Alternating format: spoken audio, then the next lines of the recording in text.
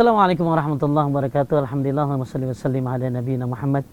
Masyarakat mu'minin rahimani wa rahimakumullah. Kita ketemu lagi di acara Zayan TV dalam program Jamaah Bertanya, Ustadz Menjawab. Kali ini kita akan dengarkan satu pertanyaan dari saudari Natasha Rizky. Silakan. Assalamualaikum warahmatullahi wabarakatuh. Saya ingin menanyakan hal ini kepada Ustadz Agus Hendra. Ustadz, bagaimana nih kalau misalnya kita sholat terus lupa nih udah rakaat keberapa? Nah, itu bagaimana solusinya Ustadz Agus Hendra? Terima kasih Ustadz. Mudah-mudahan ini bisa menjadi jejak kecil kita menuju surga. Wassalamualaikum warahmatullahi wabarakatuh. Masya Allah, pertanyaan yang bagus dari Natasha Rizky. Semoga Allah menjaga beliau, Allah mengistiqomahkan beliau untuk menghidupkan sunnah-sunnah Nabi SAW. Ketika seseorang ragu dalam sholat, maka ada dua kondisi. Saya ambil jawaban ini dari kitab Tamamul Minnah Sahih Fiqh Sunnah karya Syekh Abdurrahman Al-Azazi. Kondisi yang pertama, ketika seseorang itu lupa, tapi dia masih ada keyakinan kepada bilangan yang dia lupakan.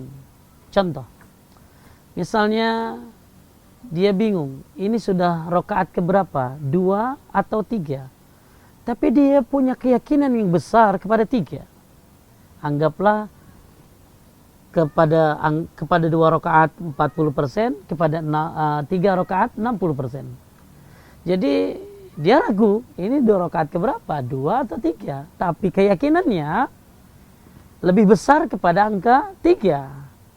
Keyakinannya 60% kepada 3 daripada 2. Maka dia harus mengambil satu yang dia yakini, yaitu 3. Kemudian dia tahiyat akhir, kemudian dia salam, lalu kemudian dia sujud sahwi 2 kali setelah salam, kemudian dia salam kembali. Assalamualaikum warahmatullahi wabarakatuh. Assalamualaikum warahmatullahi wabarakatuh. Saya ulangi, ketika seseorang ragu dalam sholat, 2 atau 3, 2 atau 3, maka ada 2 kondisi.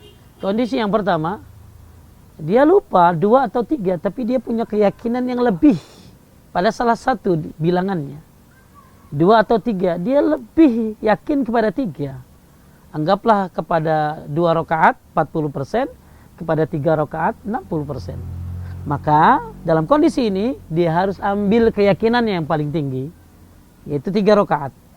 Kemudian dia tahiyat akhir, kemudian dia biasa baca doa sampai selesai, kemudian dia salam, Assalamualaikum warahmatullahi wabarakatuh, Assalamualaikum warahmatullahi wabarakatuh. Kemudian dia sujud sahwi 2 kali, ya.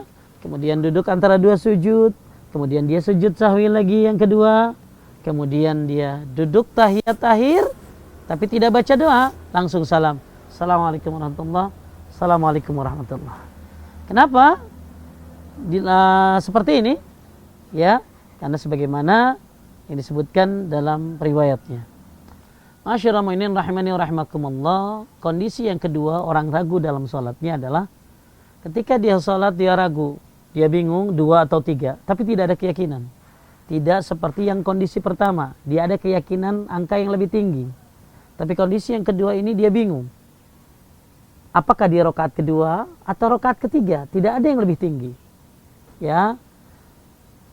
Rakaat ketiga 50% keyakinannya, rakaat kedua pun 50% keyakinannya. Maka dalam kasus seperti ini, ya, dia ngambil yang paling rendah nilainya, yaitu 2. Ya, saya ulangi pemirsa Zayan sekalian, ketika seseorang sholat dia ragu 2 atau 3 dan tidak ada keyakinan yang lebih, tapi seimbang. Rakaat ketiganya 50%, rakaat keduanya 50%. Dan dia bingung, nggak ada yang paling tinggi, nggak ada yang dia yakini lebih, ya. Maka dia ambil yang paling rendah. Ketika dia sholat rakaat pertama atau kedua, maka dia ambil rakaat pertama. Kenapa? Karena nggak ada keyakinan yang lebih tinggi. Ketika dia sholat bingung rakaat ketiga atau keempat, dia bingung, nggak tahu mana yang lebih dia yakini. Ya, dia bingung, maka ambil rakaat ketiga. Kemudian dia tahiyat akhir, kemudian dia sebelum salam dia sujud sahwi. Kemudian duduk di antara 2 sujud. Dia sujud sahwi lagi yang kedua. Kemudian dia duduk tahiyat akhir, kemudian baca doa sampai selesai, kemudian salam. Assalamualaikum warahmatullahi wabarakatuh. Assalamualaikum warahmatullahi.